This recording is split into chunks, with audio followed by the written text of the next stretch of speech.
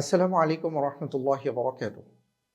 আলহামদুলিল্লাহ ওসসালাতু ওয়াসসালামু আলা রাসূলিল্লাহি আম্মা বা'দ। প্রিয় দর্শক, আপনাদের সবাইকে অনেক অনেক মোবারকবাদ জানিয়ে শুরু করছি আমাদের নিয়মিত আয়োজন রমজান মাসকে কেন্দ্র করে সুপার ফ্রেশ ড্রিঙ্কিং ওয়াটার নিবেদিত রমজানের আলো। এই প্রোগ্রামটি যারা দেখছেন আপনাদের সবাইকে অনেক অনেক মোবারকবাদ জানাচ্ছি। আলহামদুলিল্লাহ, রমজান শুরু হয়ে গেছে। মাহে রমজানকে কেন্দ্র করে আল্লাহর মেহেরবানিতে আমরা কিছু ইবাদতের মাঝে মগ্ন হচ্ছি। আমরা তারাবির সালাত আদায় করছি, কিয়ামুল লাইল আদায় করছি, আমরা ইফতার করছি, সাহারি করছি, দিনের বেলা পানাহার থেকে বিরত থাকছি। সব মিলিয়ে আমাদের জীবনটা একটা অন্যরকম পবিত্র শুভ্রতায় আচ্ছাদিত এবং নিঃসন্দেহে আমরা একটি সুন্দর জীবন এবং সুন্দর সময় কাটাবার চেষ্টা করছি। আল্লাহ তাআলা আমাদের সবাইকে তৌফিক দান করুন। মাহে রমজানকে আমাদের সকলের জীবনের জন্য বারাকা হিসাবে আল্লাহ তাআলা কবুল করুন। আল্লাহুম্মা আমিন। প্রিয় দর্শক, আমরা আজকে যে বিষয়টি নিয়ে কথা বলবো তা হলো মাহে রমজানে আমাদের বেশি বেশি করে সৎ কাজ করা দরকার, ভালো কাজ করা দরকার এবং সেই সাথে আমাদের দান সাদাকা বাড়িয়ে দেওয়া দরকার। কেন? এই কেনর উত্তর ইতিমধ্যে হয়তো আমরা অনেকেই জেনেছি। কারণ এই রমজানকে কেন্দ্র করে আল্লাহ সুবহানাহু ওয়া তাআলার পক্ষ থেকে প্রিয় রাসূল সাল্লাল্লাহু আলাইহি ওয়াসাল্লাম এমন এমন বিষয়ের ঘোষণা দিয়েছেন যা অন্য কোনো ইবাদত বা অন্য কোনো মাসের ক্ষেত্রে আমরা পাই না।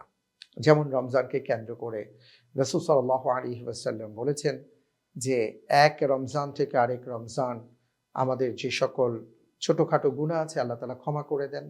এই রমজানকে কেন্দ্র করে আল্লাহ রাব্বুল আলামিন জাহান্নামের আযাবকে বন্ধ করে দেন, শয়তানকে শৃঙ্খলাবদ্ধ করে দেন, জান্নাতের দুয়ারকে উন্মুক্ত করে দেন।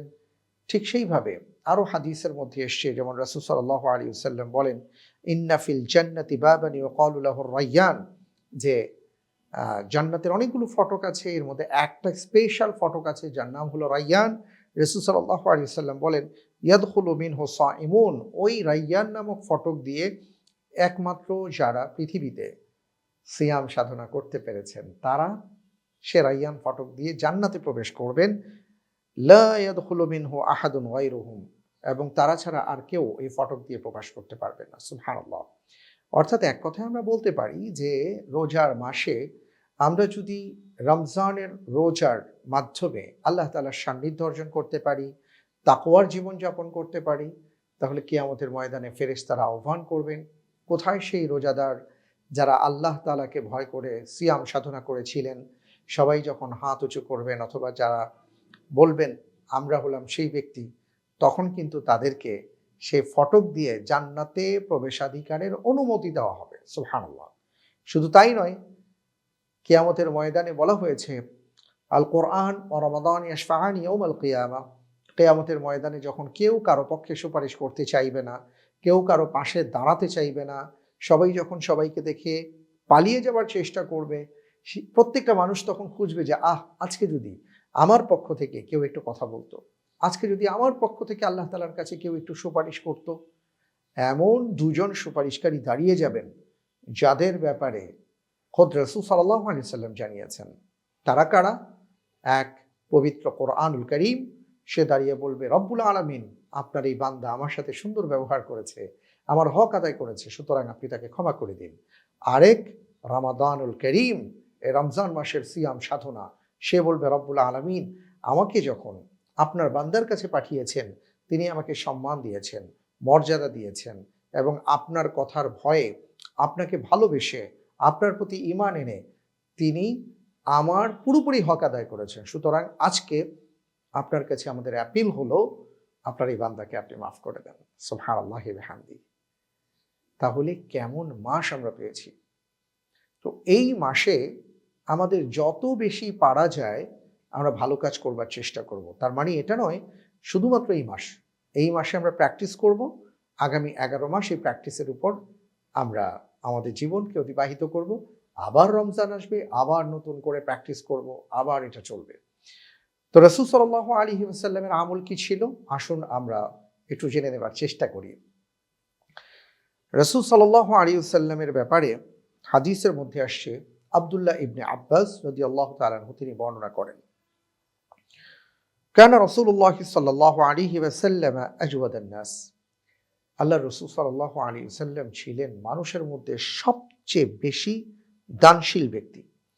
ওয়া কানা আজওয়াদু মা ইয়াকুনু ফি রমাদান হিনা ইয়ালকাহু জিবরাইল আলাইহিস সালাতু ওয়াস সালাম। অর্থাৎ আমরা যারা যতটুকু দান করতাম, আল্লাহ রাসূল সাল্লাল্লাহু আলাইহি ওয়াসাল্লাম সবচেয়ে বেশি দান করতেন। তার দানের ব্যাপারে মা আয়েশা রাদিয়াল্লাহু তাআলা আনহা বলেছেন, তিনি এইভাবে দান করতেন যে আমার মনে হয় কেউ যদি উহুদ পাহাড় পরিমাণ স্বর্ণ মুদ্রা তার হাতে দেন, তিনি সেটা সন্ধ্যার মধ্যে শেষ করে দেবেন দান করে। সুবহানাল্লাহ। খাদিজাতুল কুবরা রাদিয়াল্লাহু তাআলা আনহার সমস্ত সম্পদ রাসূল সাল্লাল্লাহু আলাইহি ওয়াসাল্লামের পায়ের সামনে রেখেছেন। ইয়া রাসূলুল্লাহ, এই সম্পদ এখন থেকে আপনার। এই সম্পদ দিয়ে রাসূল সাল্লাল্লাহু আলাইহি ওয়াসাল্লাম বাড়ি করেননি, বাহন করেননি, আরামায়েশ করেননি, বরং তিনি আল্লাহ তাআলার সন্তুষ্টির জন্য সব সম্পদ দান করে দিয়েছেন। সুবহানাল্লাহ। এই জন্য আব্দুল্লাহ ইবনে আব্বাস রাদিয়াল্লাহু তাআলা আনহু বলেছেন, কানা আজওয়াদুন নাস, আমাদের মধ্যে সবচেয়ে বেশি দানশীল ছিলেন আল্লাহ রাসূল সাল্লাল্লাহু আলাইহি ওয়াসাল্লাম। কিন্তু রমজানে তার এই দানের মাত্রা আরো বেশি বেড়ে যেত। কখন? যখন জিবরাইল আলাইহিস সালাতু ওয়াস সালাম তার কাছে আসতেন। মাহে রমজানের জিবরাইল আলাইহিস সালাতু ওয়াস সালাম রাসূল সাল্লাল্লাহু আলাইহি ওয়াসাল্লামের কাছে খুব বেশি বেশি আসতেন।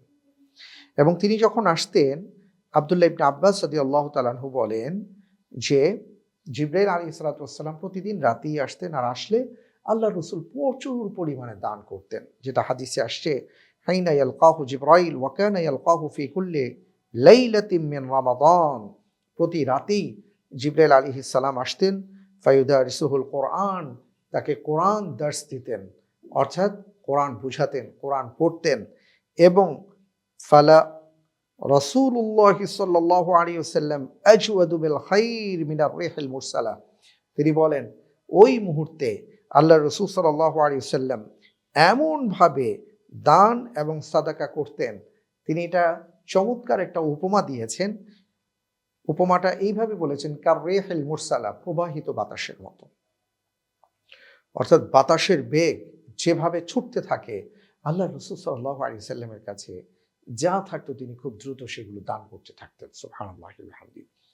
এ থেকে আমরা যে হাদিসের মর্মবাণী বা উপলব্ধি করতে পারছি সেটা হলো, রমজান চলছে, আমাদের দান সাদাকা আমরা কিভাবে দিচ্ছি এটা যেন আমরা খেয়াল করি। রমজান মাসে আল্লাহর রাসূল সাল্লাল্লাহু আলাইহি ওয়াসাল্লামের দানকে তার বিশিষ্ট সাহাবা আব্দুল্লাহ ইবনে আব্বাস বলেছেন, কারণ রিহিল মুরসালা, প্রবাহিত বাতাসের মতন। প্রিয় দর্শক, আমরা তো সেইভাবে পারবো না, কিন্তু আমাদের চলায়, আমাদের বলায়, আমাদের ইফতার, আমাদের সাহারি, আমাদের বাজার সদাইতে যেন আরেকটা মানুষকে আমি শামিল রাখতে পারি।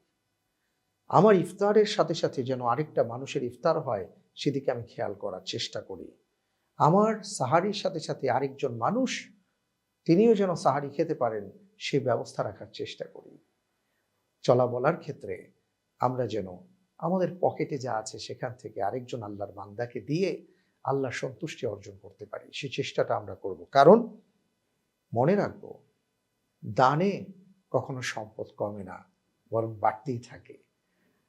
আমরা যদি আমাদের সম্পদকে বাড়াতে চাই, আমরা যদি আমাদের হায়াতকে বাড়াতে চাই, আমরা যদি বারাকা পেতে চাই, তাহলে আল্লাহর পথে প্রচুর পরিমাণে দান সাদাকা করতে হবে। আর রমজান হলো সেই দান সাদাকার সুবর্ণ সুযোগের মাস। তাই আসুন আমরা বেশি করে দান সাদাকা করে আল্লাহ তাআলার সান্নিধ্য অর্জন করার চেষ্টা করি। আল্লাহ তাআলা আমাদের সবাইকে সে তৌফিক দান করুন, আমিন। আগামীকাল যে বিষয়ে কথা বলবো তা হলো, কেমন রোজাদার হওয়া উচিত। আসসালামু আলাইকুম ওয়া রাহমাতুল্লাহ।